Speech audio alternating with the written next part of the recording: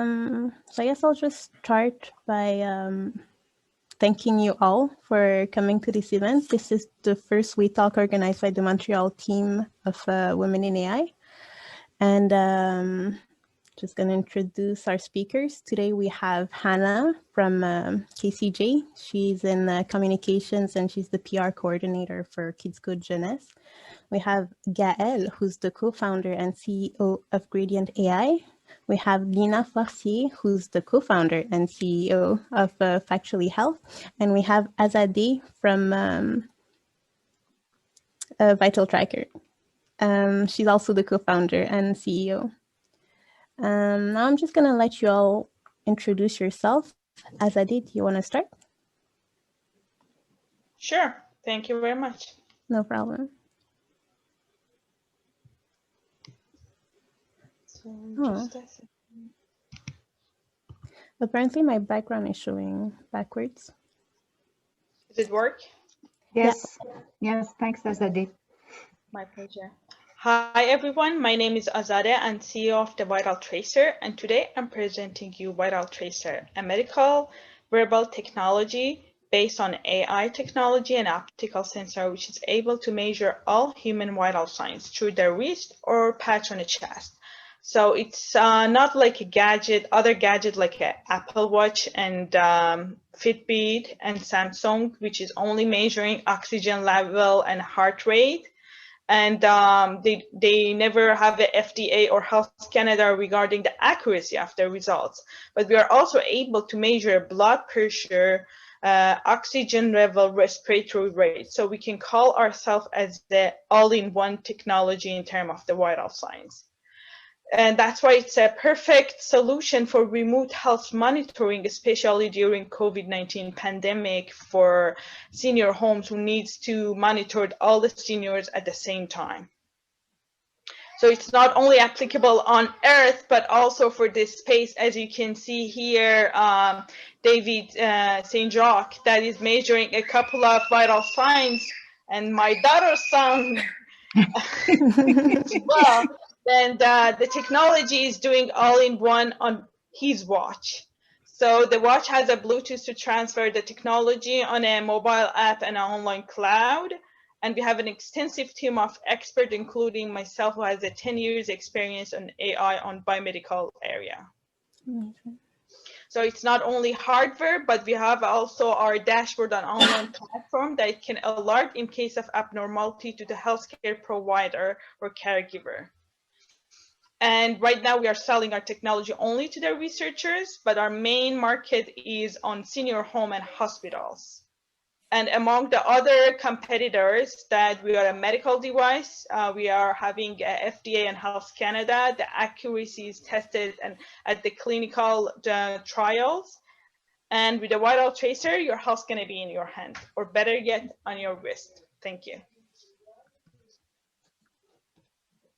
That's it. I'm done. Seynabou, you're on mute. Whoops. There. Sorry. Thank you so much, Azadeh. That's really great. Gaëlle, do you want to go next? Yeah, sure. So hi, everyone. Gaëlle. So I'm co-founder of Gradiant AI. What we do is we realized that a lot of media and cultural organizations were directly impacted by the development of AI, and particularly algorithms which platforms in general kind of rely on to push content to us or you or any user, any people in society. And so we really wanted to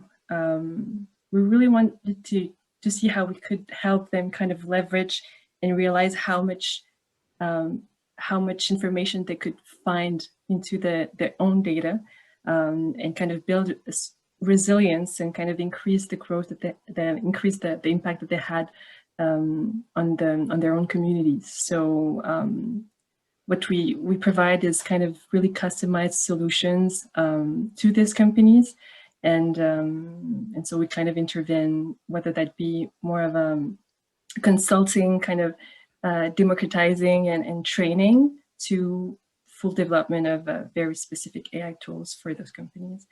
And that's it for me. All right, thank you so much. By the way, I'm gonna paste some of the informations, so links to the company, so you can go look into it. So right now I just put Azadeh's VitalTracer's website. Just gonna do the same for Gradiant AI. And in the meantime, Hannah, you can go next. Thanks, Seynabou, and thanks everyone who's come out to this virtual event tonight. My name's Hannah. I am the Communications and PR Coordinator at Kids Code Jeunesse. We are a Canadian bilingual charity that is teaching children and the parents, the grown-ups who care for them, about AI, algorithm literacy, ethics, digital citizenship, and all the sort of digital skills that exist in that area. So we are really trying to teach kids how they can create with digital tools and really sort of understand what's going on behind the screen. So last year in March, shortly before a larger news story took the headlines, we actually launched the Algorithm Literacy Project, which is us endeavoring to really help kids think about how algorithms are working and sort of shaping the world around them. Oh, Awesome. wow. Awesome. Yeah.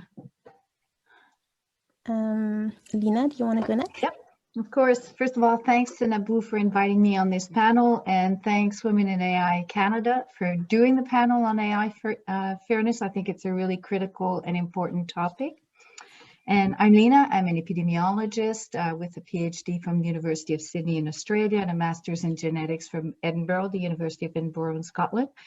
And I've had the pleasure of leading various projects in public health and occupational health and safety through my career, touching stuff like work-related musculoskeletal disorders for employees, Vietnam veterans, medical education, industrial deafness, etc. And it's specifically because I'm a generalist epidemiologist that I've been concerned about the quality of health information online for many years. And so with a great team of co-founders who have an AI background, more than 10 years, all of them in AI, we've built tools that are scoring the credibility of online health. And as we score the credibility of online health, we're actually building innovative tools for all the stakeholders that want to see the credibility of online health. So if you're interested in what we're doing, please reach out. And otherwise, that's me in a nutshell. Great. So I put the links for Factually Health as well in the chat. Thank you so much for this, Lina. So I guess I forgot to introduce myself. I'm Seynabou. I'm the Montreal City Lead for Women in AI. And I'm also a developer for Myelin Solutions, which is a mental health platform.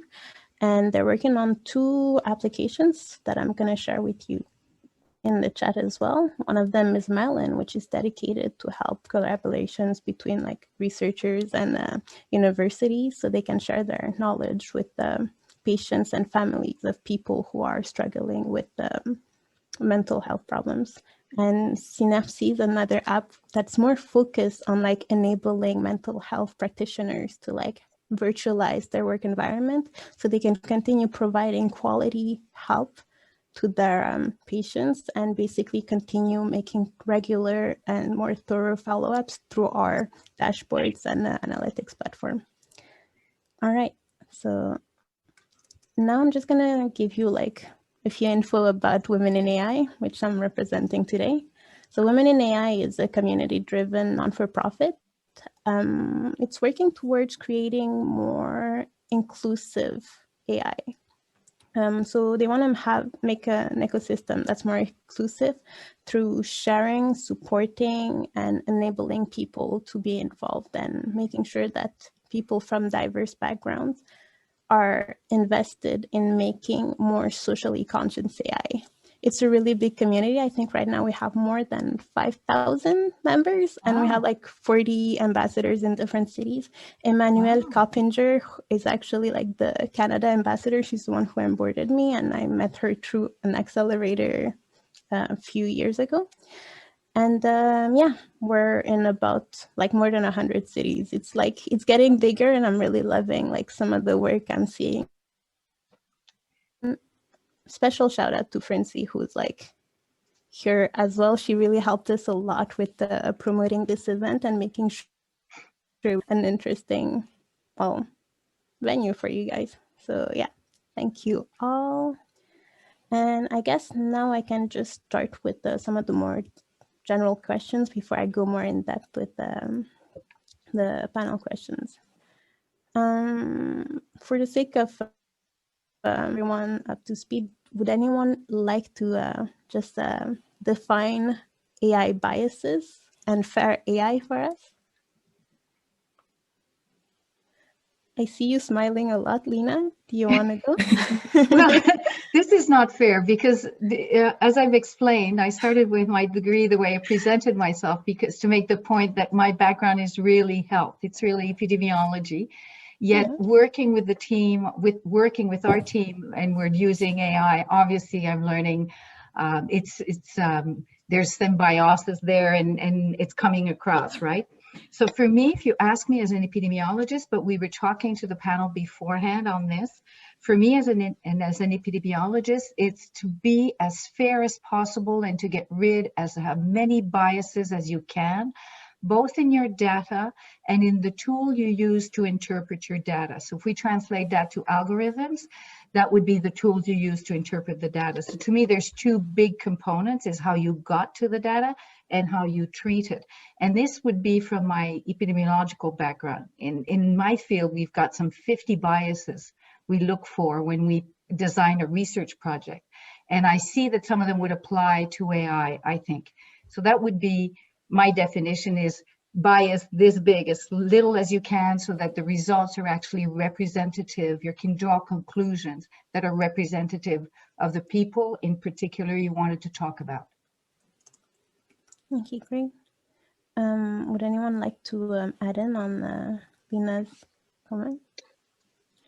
Yeah, I think Lina is even though she says that she's an epidemiologist and maybe the definition is not exactly the same, I feel that it's kind of not falling very far from the definition that I have myself. It's really about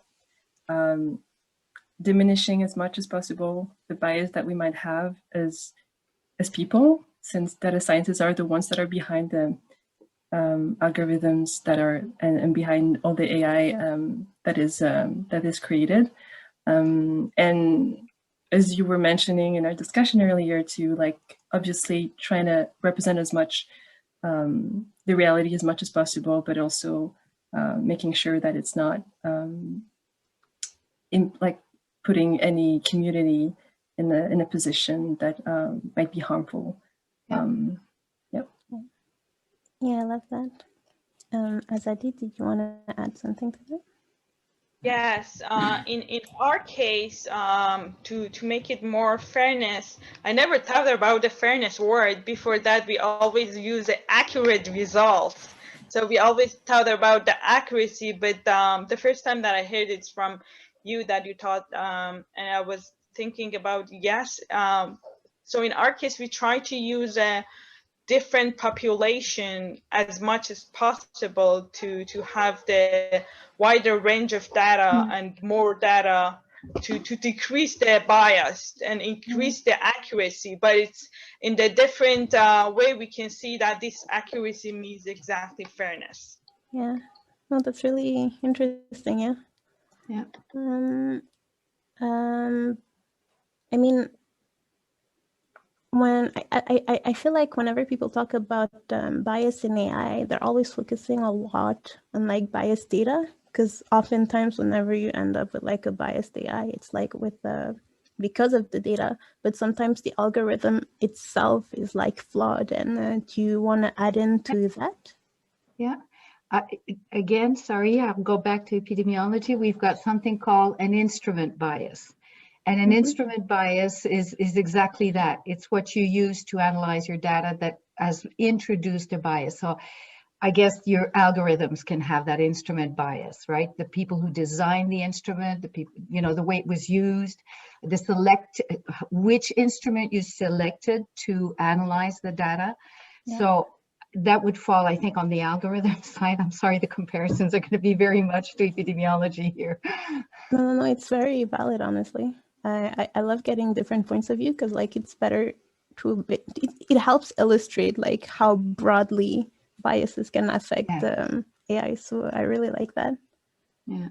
Hannah? I think I've not heard instrument bias before, but I think that's it sometimes removes the person from it, because like ultimately all humans, we do have our own biases, and sometimes that's not always a problem. I am biased against cold weather without a coat on. That is an evolutionary reaction that I've developed. That's not necessarily a bad thing, but it's really ensuring that humans are aware of our own biases and how they're impacting, so that we can then sort of make adjustments as to what we're creating. Thank you. That's great. Awesome. So when was the first time you've heard about concepts like AI fairness and AI biases? I know Azadeh mentioned that it was during our conversation that you first heard about it. Do you have anything interesting to share with us? Gaëlle, Lina, or Hannah? For me, it's, again, I'm translating from my profession. So for me, fairness has always been part of whatever I do. Like it's part of my DNA. For any of the research I've done, it's part of my DNA. And it's exactly what Anna was saying.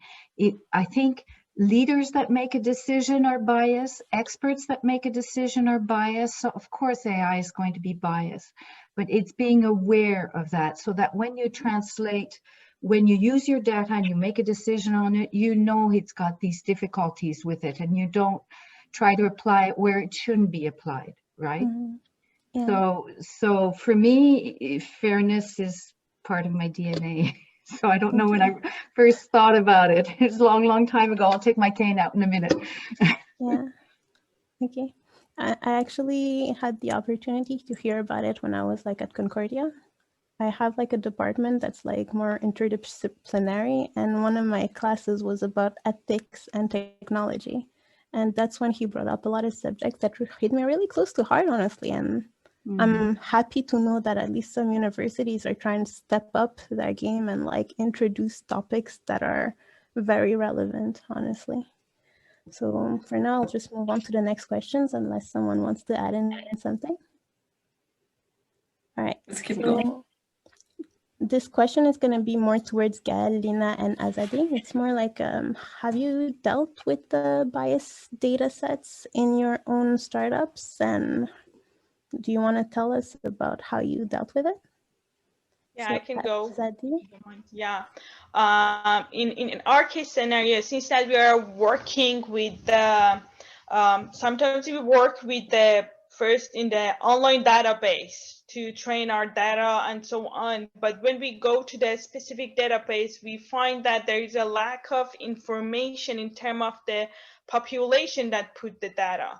And then we come up that, okay, we have to build our own database. But in terms of our database that we are working with the optical sensor, it's very important to use a diversity population, because that we have a people in color and different color pigmentation, which really affect about the result that we are getting from the optical sensor.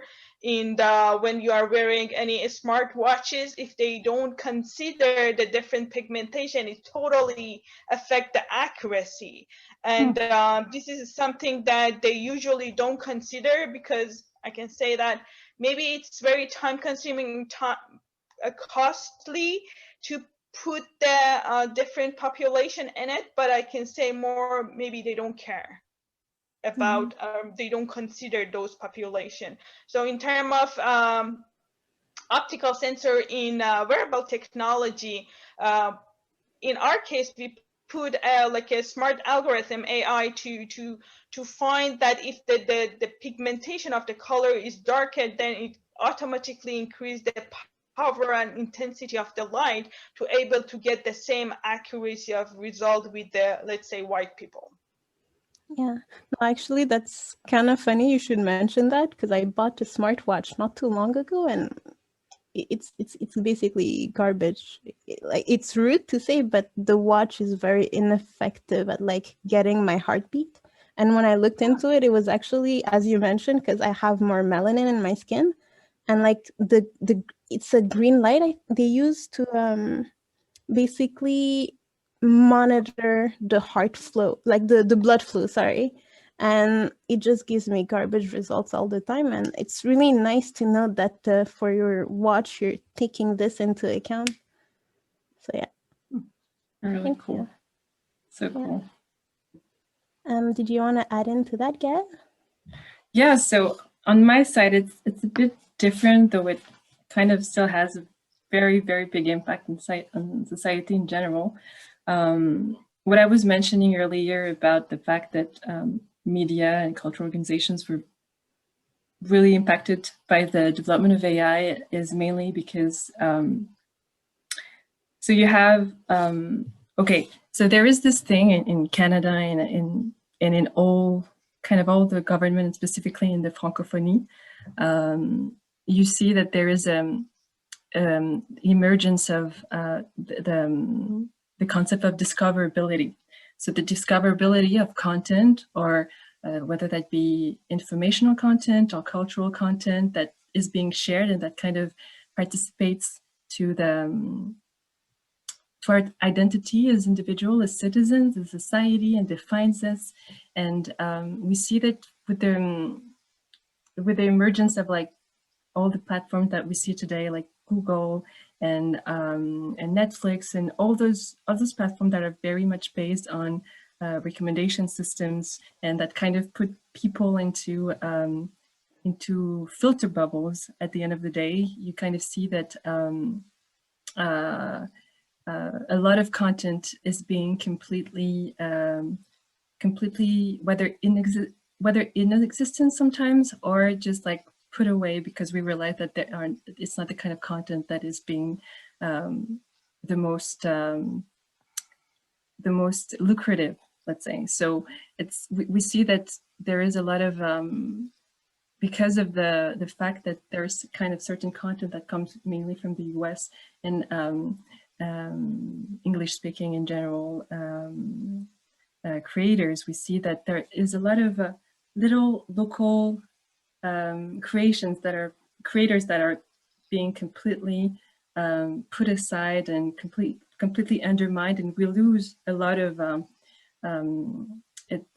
content. We also see that in the indigenous communities too, that are completely being put aside because they cannot participate, or they're not kind of put into the conversation about the digital shift that they should have with their data, and kind of have a space in this new way of consuming content, let's say. So it's kind of like a new form of cultural genocide in a way. And there is this new concept of like digital colonization. I don't know much about it. I know that it's a thing, so I'm not gonna say more. But it's exactly that. It's exactly that. Yeah, no, I get that. So basically, content creators are like censored in a way because of their origins. That's a very fair point. I mean, I can say a few words about how it is in the mental health field. There are some tools that, like, some companies are trying to actually like use AI in order to advance like the mental health field, and that can also be problematic because similarly to the medical field, a lot of studies were made with like a specific population. Like it wasn't done in like very broad, like diverse samples, and due to that, a lot of interventions or processes, or maybe like even meds that are being given to some mental problems are not as efficient for like women or people from different cultural backgrounds. So that's very problematic. And if you want to use AI in order to like basically provide some tools, you have to keep in mind that most of the old data is very biased and has been done solely on like usually white men. And yeah. You're smiling a little, Azadeh. I guess it's a white man. It's so true. Yeah, thank you. You're in the medical field, so I guess it's very similar when when it comes to some of the what's the word, like tools in order to predict or diagnose some diseases. Do you want to say more about that? Even in the old clinical trial for medications, they never include women to test the medications. That's why all the dosage that we receive it in terms of any kind of medication is based on white male. That's so true. Okay. Yeah. All right. I guess one key thing that's really important that I'm getting from this discussion is just the importance of education. And that's kind of why I'm really happy to know that Hannah is here, because all of the wonderful work she's doing with KCJ and helping educate the kids is like really important. And can you please tell us a bit about KCJ and their mission? Well, a bit more. So Kids Code Jeunesse was set up 7 years ago, 8 years ago now, we're in a new year, to try and really address the fact that there is a gap between sort of the digital tools children are already using in their lives and the education that is being provided in schools. So we sort of started just with some sort of basic coding, but over time we're really seeing that like children are interacting with AI everywhere. Like children in middle school now, like are born post iPhone. So they haven't lived in a world where they're not totally surrounded by AI. And there's increasing like Alexas are being used in the classroom and children have like an understanding. I mean, if you can crack the TikTok algorithm, like you're set, you're famous, your life is sorted. Children have a concept of sort of how these things are existing in the world, but without education being able to sort of tell them, oh, well, you need to know that like when you're putting your data in, it is going somewhere, and that is why you're being fed a certain sort of stream of videos. So we're really sort of trying to educate children so they understand sort of how it works, why it works, and just sort of empower them to be able to make the choices that they'd rather make. Oh, that's great. And I know like 2 months ago you had that decoded bias screening, and you even prepared a panel discussion with the director of the movie. So one thing that we're noticing as we continue to treat, we've always traditionally targeted sort of the 8 to 12-year-old range.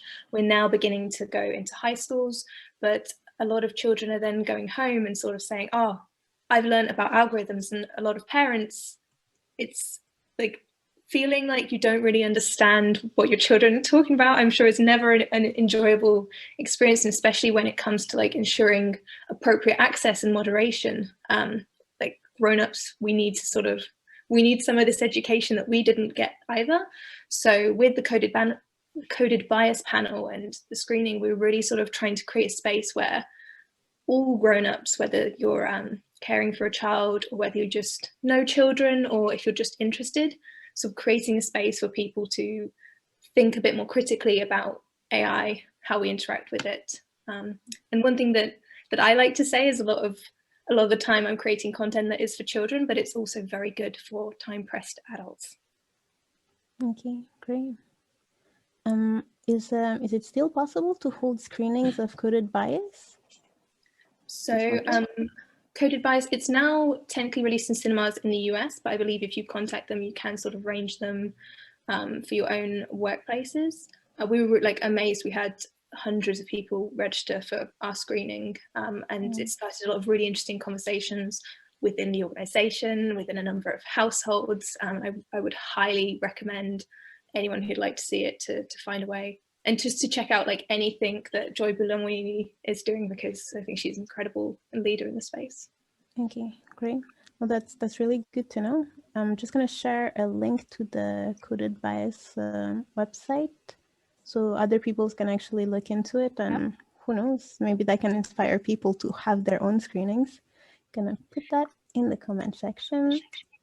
All right. For people who don't have a very technical background, as Anna mentioned, like it's a really interesting movie, but like you will learn a lot whether you have like a tech background or not. I think they're bringing up really interesting points of views, and not just in the US. They talk about the situation in the UK, in China. So like, go for it. It's actually quite a good movie. All right. Are you planning any other events, by the way, Hannah, that you might want to share with the people here? Yeah, we've got a number that are sort of in development at the moment that I'm not allowed to talk about yet, but I really would like to as soon as I can. We do have a number of workshops for children to learn sort of coding skills. We go into classrooms and offer teacher trainings. So if anyone's interested in those, it's all on the events page on our website. But what I'm most excited about at the moment is a series we're doing called Young Leaders to the Table. So these are sort of almost like roundtable style conversations where we get young people from across Canada, ask them their opinions and sort of generate a dialogue that way. So for the next 2 months, we're sort of focusing on tech for good and sort of using digital tools to meet the Sustainable Development Goals, specifically on a sort of climate action theme. But after that, we are going to begin sort of moving more into like the AI algorithm literacy and just really asking young people what they think and what they think grown-ups should be doing, because once you get young people talking, like they have a lot of opinions on what they think that we need to step up and do. And so I think there's a lot of power in giving them the space to share. Okay, that's great. I found the link to the event, correct? Like, let me know if it's the wrong one, but it's Young Leaders to the Table. So I just put that in the chat. So I'm really looking forward to seeing what you have in store then. All right. So I guess next question would be to Lina, because you haven't spoken in a while. I've been quiet. It's good. I'm listening. I'm listening and learning. It's good. Thank you. Well, I mean, I wanted to bring up one organization you were involved in, actually, because one of the women that I look up to is, well, Valentine Godard, because she's done really a lot of amazing work when it comes to like AI ethics and raising awareness. And I know that you were very involved in, well, the AIIA. And I figured maybe you'd want to share a few words about how it feels to be involved and what the mission of AIIA is. Yeah. And I'll look up the and in fact, I spoke to Valentine just before, because she did do a report that touched on fairness, but I didn't get it on time. So as soon as I have it, I'll share it with you guys, and then you can share it with the people who are online. Valentine is the founder of AIIA, Alliance Impact, and for artificial intelligence, and she's also the founder of a great conference on a yearly basis. And the mission of the organization, she's started it in 2017, and I think it's one of the first organizations in Canada, if not the first, who's been concerned about ethics and responsible implementation of AI. And this is across all stakeholders. And what I really like about what she does is that she is looking at the world view on this. She really looks across the globe, the activities that are going on, what she can bring back to Canada. And in the conference, I think this is what's brilliant. She invites people who are at the, we say in French, la fine pointe, who are the top of this topic, and she brings them back so we can share their expertise with them, so they can share their expertise with us. So it's a great organization. It's definitely worth a look. You put it up there. I see it in the chat. Brilliant. So that's what I would say about it. I think it's worth your while reaching out to Valentine if you've got anything you're thinking in doing in the ethics field or the AI responsible field. And that's sort of, obviously, fairness comes under, for me, in my definition of ethics, fairness comes under ethics. Yeah, that's really nice. Yeah. And it's good to see also some other big organizations that are taking like a stand. And I don't know if you've heard of the NERICS conference. Like it's a really big conference around, well, just AI in general and neural networks. And I think one of the new conditions that they have whenever they're calling for people to present their projects, it's like just the social impact of the solutions they're presenting. So I think it's really nice to like kind of force scholars to look into like more well, positive uses of AI, and that's really nice, honestly. Yeah, plus I think that when you start with governments and scholars, then it diffuses across the society. You know, all the research diffuses across the society, and then all the ethics that the government and researchers have diffuses as well across society and companies. Yeah, definitely. Well, Gaëlle, Lina, and Azadeh, I know you're all like in the tech field, and as co-founders of like AI tech startups, do you often struggle with performance because you're putting a lot of energy in making sure that your solutions are powerful, are fair? So like, how do you usually deal with that? Do you have any methods or like guidelines you might want to like share with us? So on our end, like we really want to put that like at the core, like it needs to be, it needs like the fairness needs to be checked before anything else is done. So, and we're in a position, I don't know about you, Azadeh, probably that in health tech, it's kind of different, but you know, in entertainment and media organizations, that the performance doesn't need to be like a 99% situation. Like we're more into we're dealing with people who have businesses who needs to either sell tickets, gather audiences. So we're in a situation where the performance doesn't need to be like top notch. So we have the possibility to, we have more, how do you say that again? We have more, oui, exactement, to like, to put fairness and ethics in general, because it's not all about fairness, it's about all the different ethical concepts that we want to implement in our processes. So so it doesn't really impact us directly. I don't know about you, Azadeh.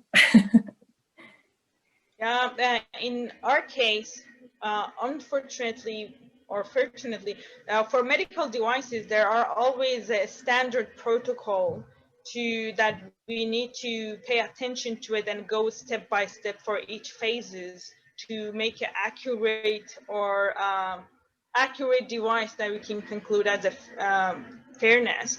But unfortunately, these standard protocols are written by a white male again. So when we need to test our technology, they didn't say that, like originally, specifically, let's example for the blood pressure, they say test this device on 85 subjects. So it's very generalized.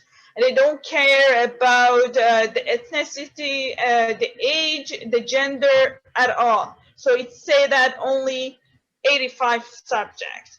So in case of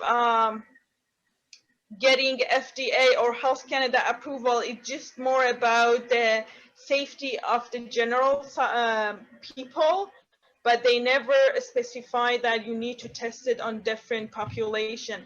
And even if you go to the medical area and we say that, okay, we want to test this technology at the ICU, they say that, okay, test it only on 20 subjects because it's very time consuming and it's very expensive. And if you get the answer from 20 subjects, it means that you are gonna get for the rest of the population. But I can say specifically for optical sensor, that's not true. I'm pretty sure that for the other technology, it's gonna be a very different as well. I know that new subject in medicine is coming named precision medicine. This means that each subject, like even a twin sister, identical sister, they may need a different dosage of medications that like work on their body. Yeah. But this is going to take a very long time to make it as a norm, and this is what is happening in the reality. Yeah, that's really interesting. If I might add, when it comes to Myelin, their solution is really, well, they're collecting data and making their own basically they're in constant discussions with like experts in the field and making sure that if ever they were to finalize an AI solution, it would not be like furthering some prejudices. So basically by collecting disaggregated data in order to look at different variables like age, gender, or like even like your address or like relevant information to have. So by disaggregated, sorry. So like disaggregated data is really the key. Just making sure you're taking as many like variables into account whenever you're making data to make sure you're not ignoring a subgroup of a population that actually like reacts differently to whichever situation you're analyzing. All right. But in reality, I can add that it's very hard, specifically in medical device technology area, that you go to the hospital and test a variety of the population, because even it's very hard to convince ethical committee that you want to test a basic thing on a subject, like wearing the watch on the hand of the people. It cost $500,000 to produce 5 units and $500,000 to receive a Health Canada like approval to test it on a subject alone at the ICU level. So that's why, like, and each subject that you want to hire to test it, it costs. So that's why the medical startup or medical company is going to say that, okay, let's, if the minimum subject number is 20, let's make it with the 20 and doesn't care about the test all the variety. Wow. Yeah, that's really rough. Like I guess it's gonna take a while before we can actually like get more like tangible tools we can use in order to better test and make sure that our data is fair. I worked on a panel with the Global Shapers a while back, and that's actually I met Hannah through the Global Shapers.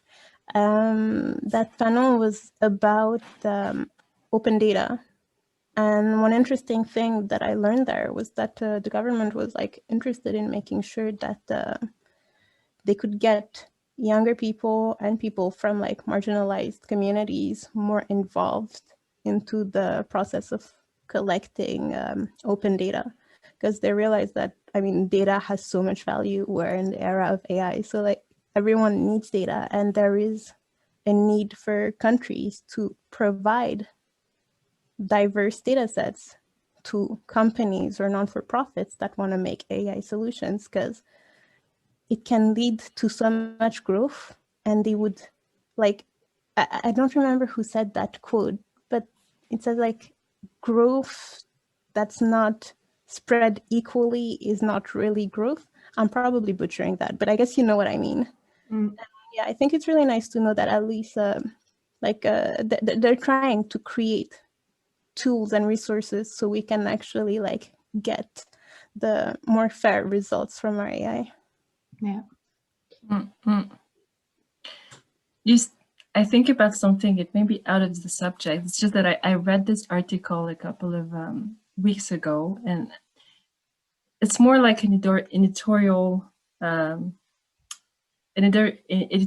and I don't expect you to have an answer on that, but it was basically talking about ethics in general.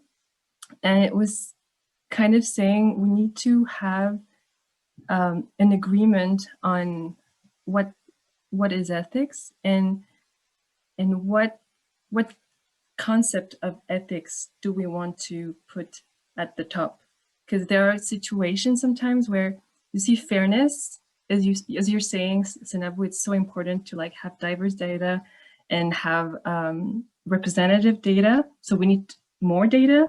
And so if we need more data, that means that maybe some people who would have preferred being, kind of anonymous at the end of the day, that the anonymity and the transparency and the, like the freedom of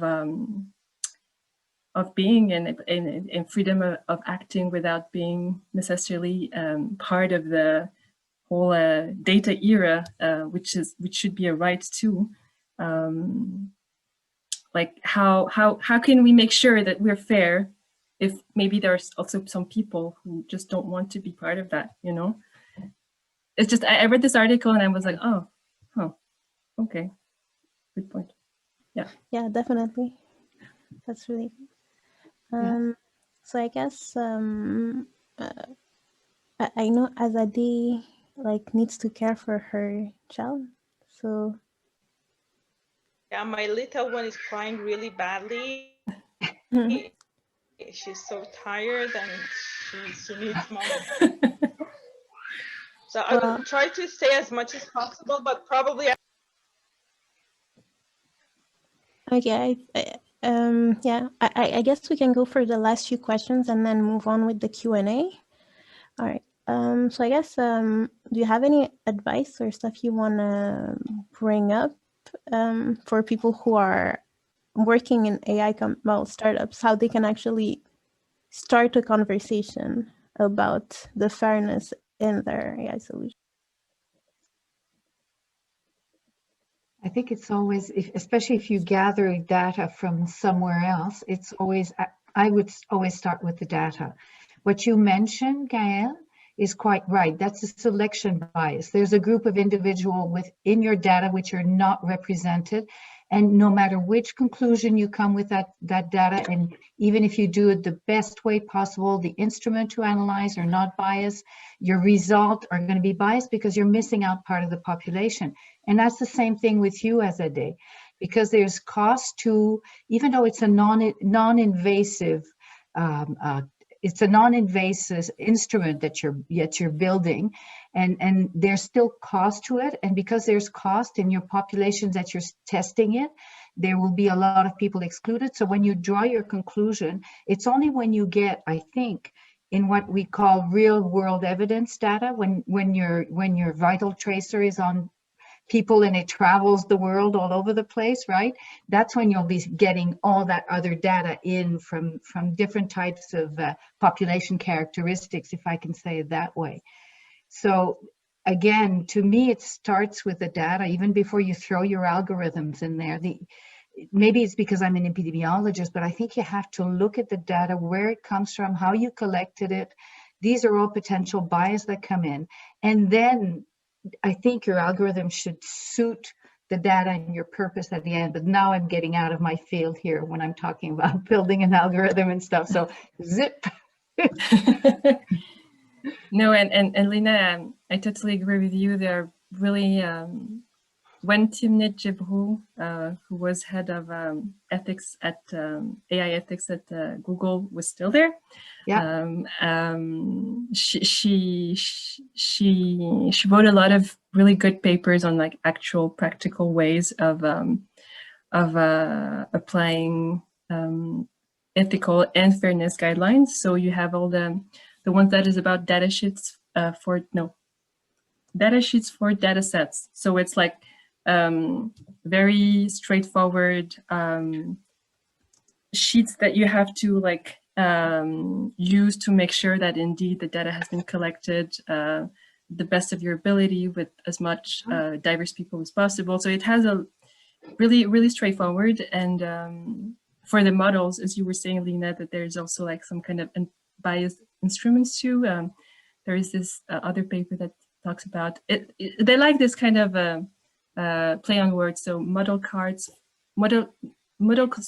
for models. So it's a scorecard again, and you can use it to make sure that you're able to like trace how, on what kind of data the model has been created, who were the ones that built it, what was the purposes, how it's been reused and changed, and in what kind of, and how different have the new uses have been compared to what the actual use was, etc. It's really interesting. So that I would recommend this kind of paper too. For it's a bit more practical, but it's interesting because there are a lot of guidelines, and sometimes we might feel a bit overwhelmed.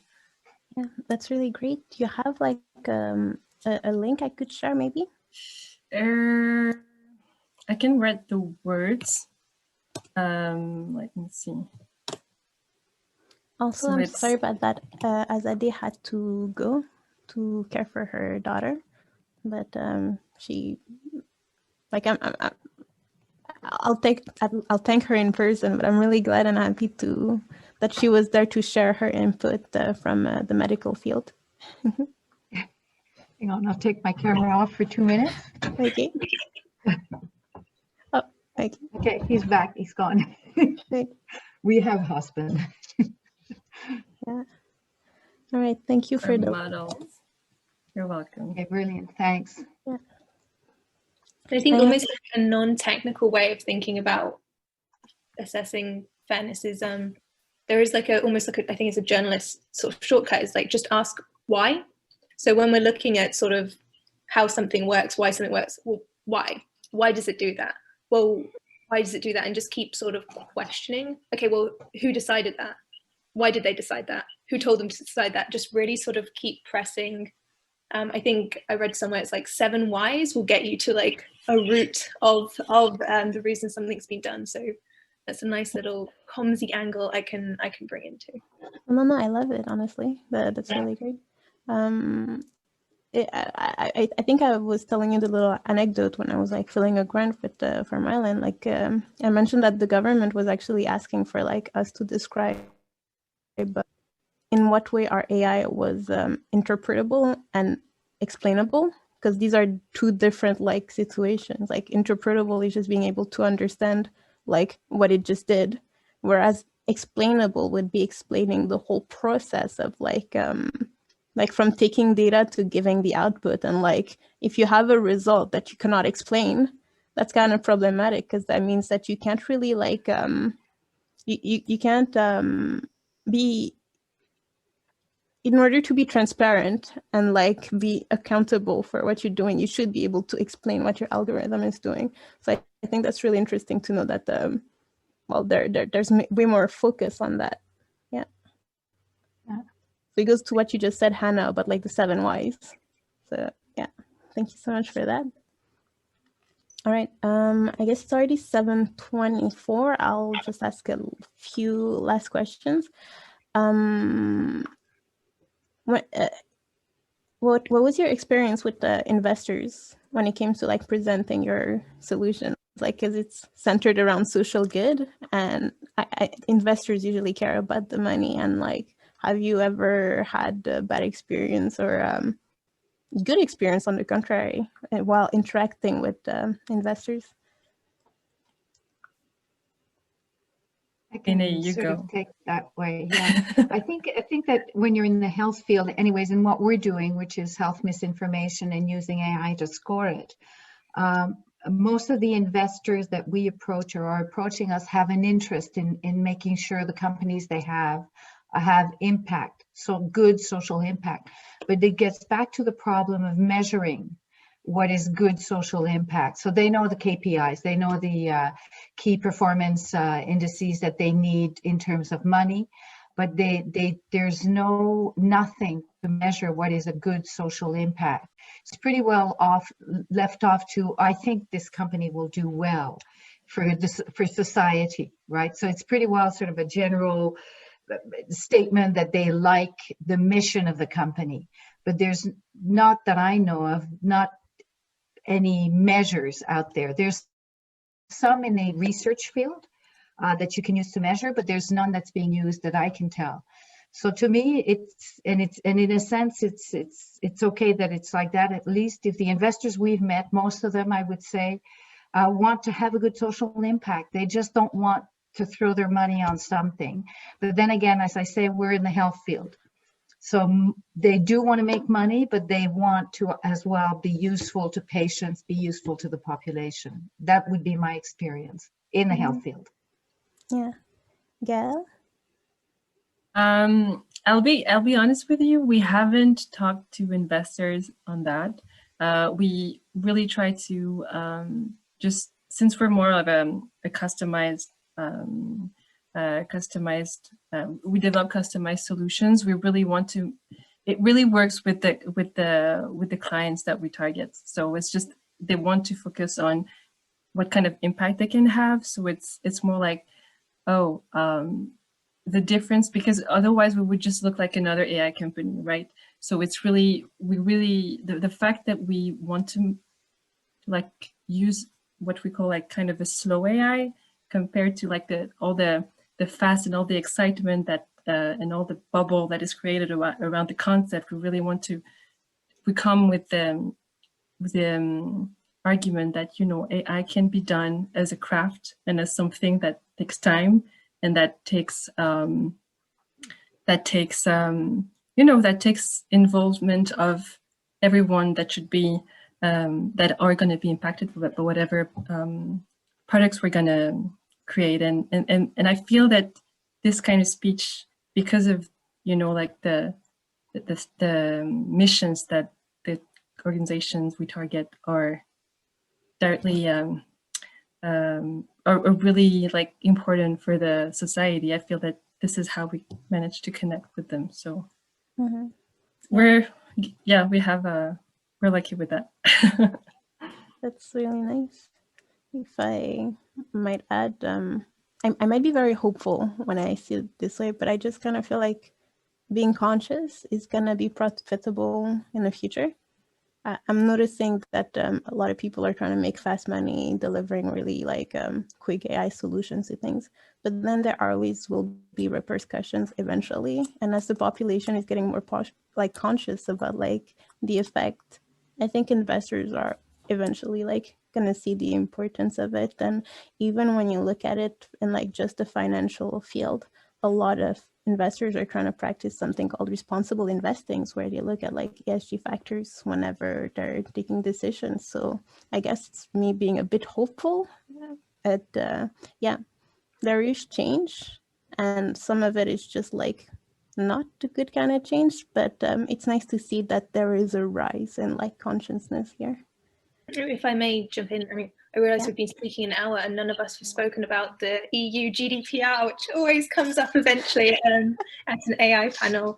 I think for anyone who doesn't know, it's the General Data Protection Regulation in Europe. It's one of the largest, most comprehensive consumer rights acts that's really sort of advocating for people's right to own their own data and how companies use it. And there is sort of a right to understand why companies have made decisions and a right to request human involvement. And I think it is an EU legislation, and thankfully I think the UK has mostly copied most of it, so I think I've still got some coverage as a British citizen, but companies are beginning to face really huge fines in Europe because while it's a regulation that covers the EU and European citizens, for most companies, apart from sort of like your Googles and big tech, it's not financially sustainable to have two entirely different sets of databases adhering to different data regulations. So I agree with you, Seynabou. Like I am cautiously optimistic that with more legislation coming in that's designed to empower people and protect their rights, like it becomes, at the moment, we've sort of been in a society where it's cheap to be lazy and it's cheap to abuse data, but it's going to reach a point where that's the more expensive option, and it's in everyone, from a business point of view, like everyone's interest to adopt sort of an ethical approach. Yeah, I really love that as a last note. Well, thank you so much for being there. I guess we can move on to the Q&A if ever there are questions from the participants. There's nothing in the Q&A, so I guess we can just wait and see if people are going to come up with more questions. In the meantime, thank you all. And if ever you have any cool opportunities or cool events you want to share with us, feel free to do so now while we wait for more questions. I guess I'll start, maybe. Okay. I don't know if you've heard about Le Wagon, which is a non-for-profit that's providing workshops and teaching people about well, giving tech workshops. You can go through like data analysis to web design, and they're doing a lot of amazing work. They have an initiative called Women's Data Day, and I'm gonna be attending to as a panelist and talk a little bit about my work as a woman in tech. And I'm just gonna try to put the information here in my background. Let me know if it's backwards. I messed. It is. Yeah, I messed it up. Okay. Well, I'll try to just put it in the chat in that case. Sorry about that.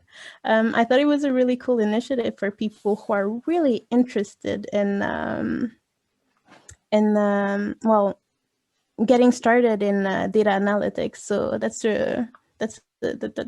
it's a free workshop, so please attend. I'll share the details in the chat.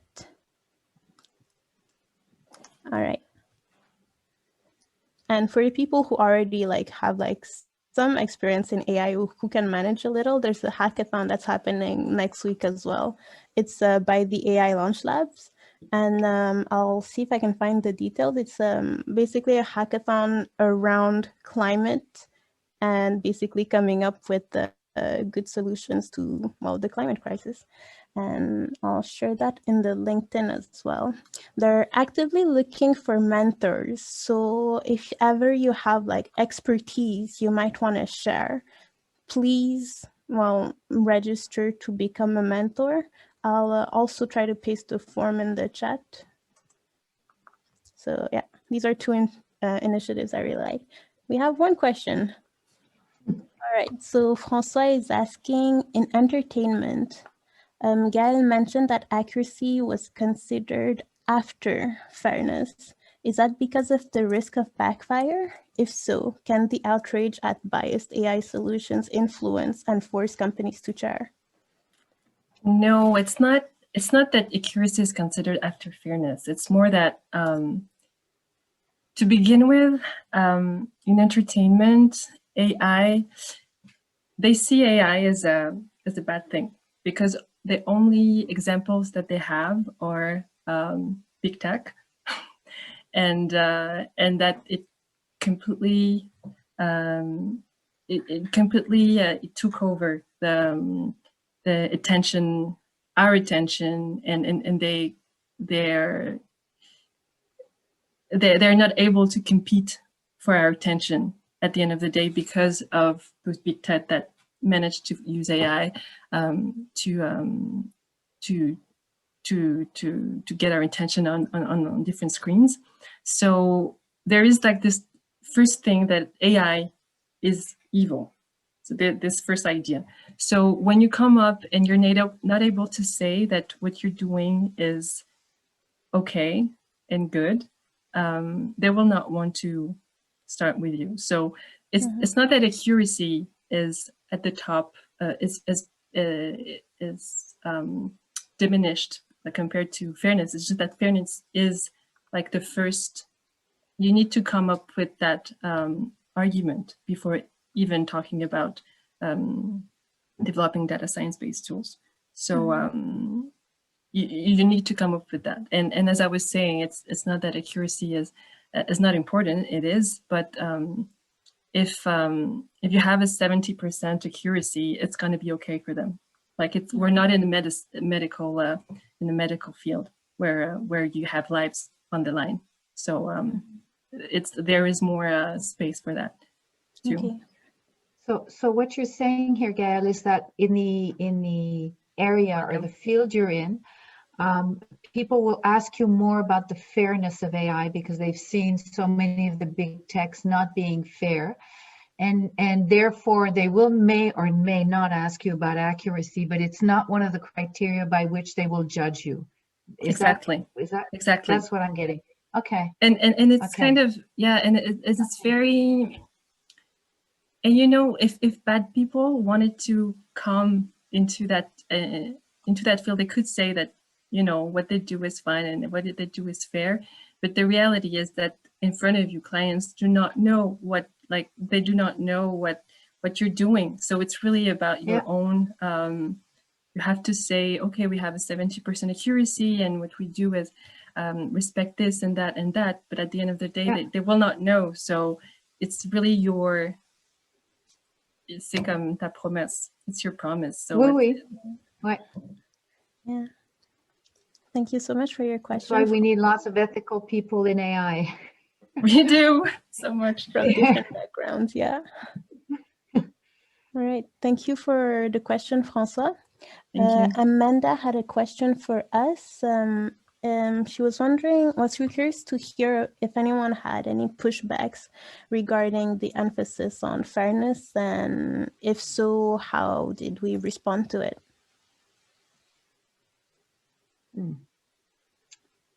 Sorry, I didn't hear the question. I don't see it actually. Oh, okay. I'll repeat. So, Amanda was curious to hear if anyone had ever had any pushbacks regarding the emphasis on fairness, and if so, how did you respond to it? See, again, for me in the health field, fairness is a must, right? Mm-hmm. I mean, Azadeh was concerned with it because as she's developing her tech, it needs to apply to a great number of people. So for us in the health field, it may not be the same in a commercial, more, wide commercial, but in the health field, fairness is, according to me anyway, fairness is a must. Okay, it's a must, but it can be hard to get the funds necessary in order to ensure it. Where it will be hard, that's an interesting point, actually. It is a must, and where it will be hard is how important it is. How much do you invest in doing something ethical, responsible, the accountability, the interpretability, explainability, how much you invest of your company's money in being able to do all of that. That's where the le bas va blesser, là, peut-être. This is where, especially in a startup, you may not have enough money to do all of that. And you may not have people who are willing to let you do as well as you think you should be doing. But theoretically, fairness is a must.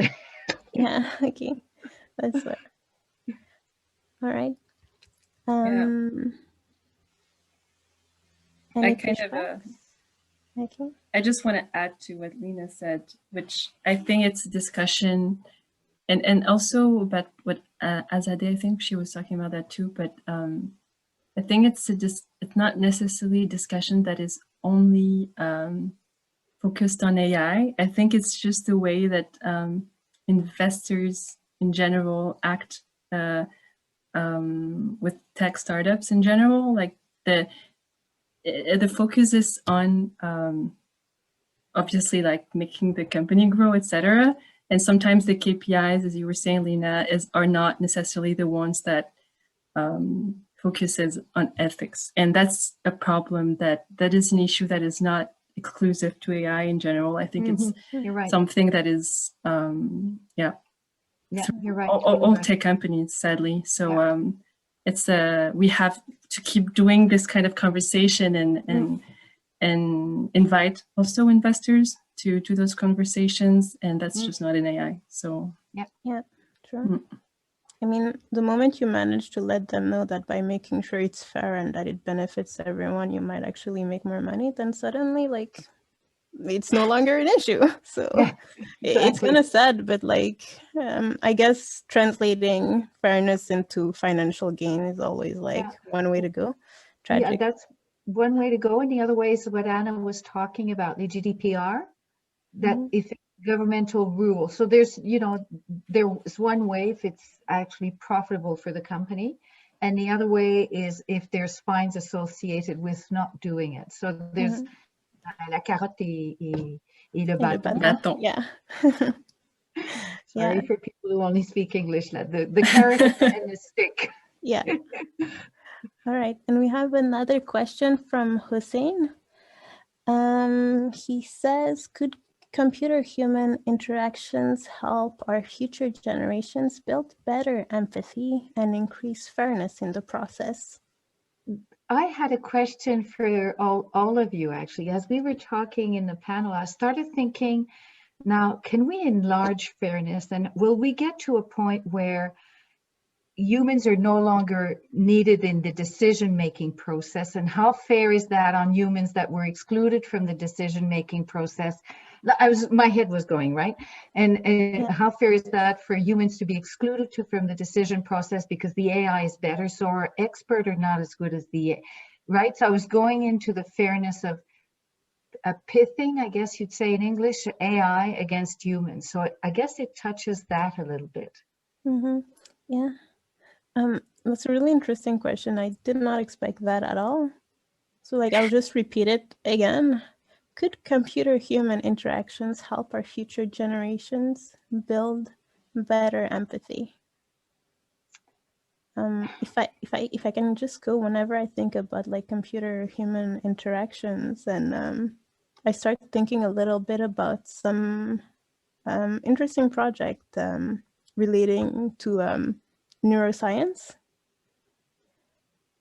I've been diagnosed with ADHD, and that's something I never really would have known, because typically when people think ADHD, it's people who are very like agitated and whatnot, and that's because usually like they look at little boys and young girls, oftentimes when they have ADHD, are just like, they will daydream a lot and be very reserved. So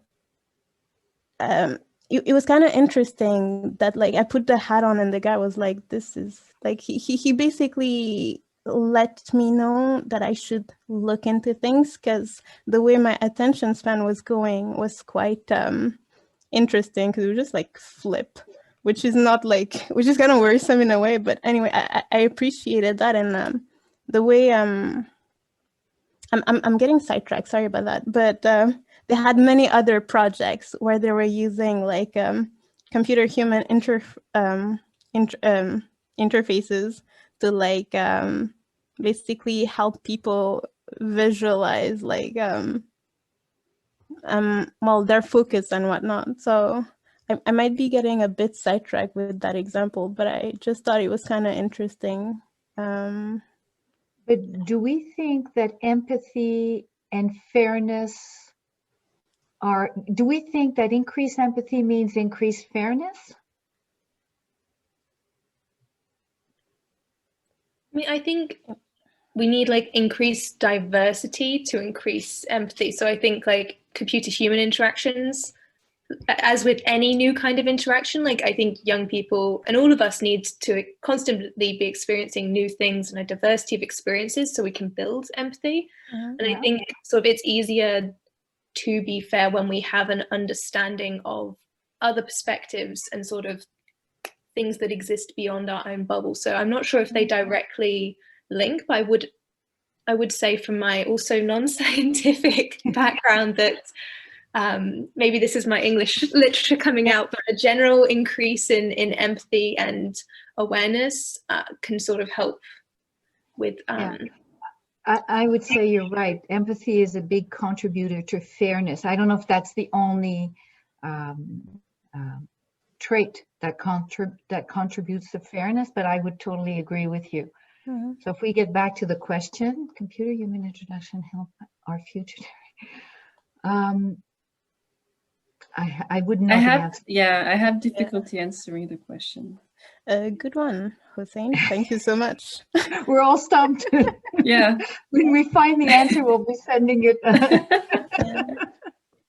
I mean, a lot of like schools are trying to implement like some well, tools in order to better like support kids.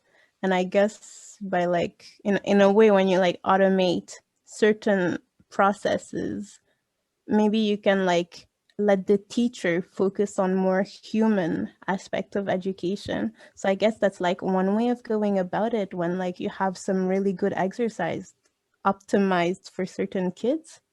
Because like I got sidetracked with my example about ADHD, but one thing they wanted to do was like help, like basically make sure that teachers could like see which kids required more attention through like early diagnosis of like attention deficit.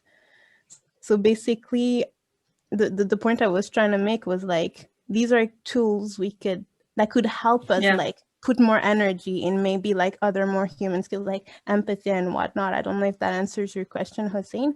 Feel free to add in, and hopefully you're still there. I don't actually, yeah.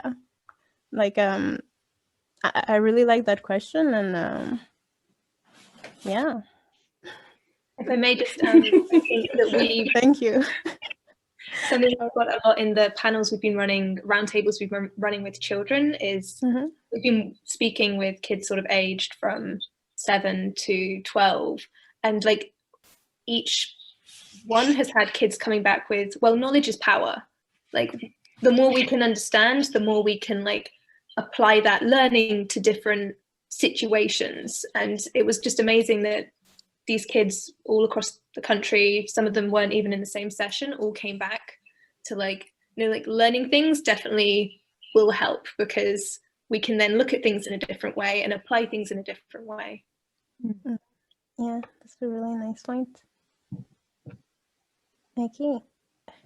He's keeping his secrets. Fair enough. Okay. Nice. All right. Well, thank you so much for the question, Hossein. And I guess we could leave it at that. So thank you all for attending this panel, and really thank you, Hannah, Gaëlle, Lina, and Azadeh, who I will thank personally later, for being here. I'm really happy, and thank you so much, Gaëlle. She's currently in Switzerland, so it's like maybe 1 a.m. at the moment. She is a champion, and I really appreciate you being here. Thanks for inviting me. It was a really nice talk. Yeah, the pleasure was all mine. And thank you again, Francie, for helping us with all of the marketing needs. We would not have had these many participants without your help. So thank you all. And I guess hopefully see you soon at the workshop with Le Wagon or any other WaiTALK. All right. Thank you all. Bye-bye. Bye-bye. Thank you. Bye.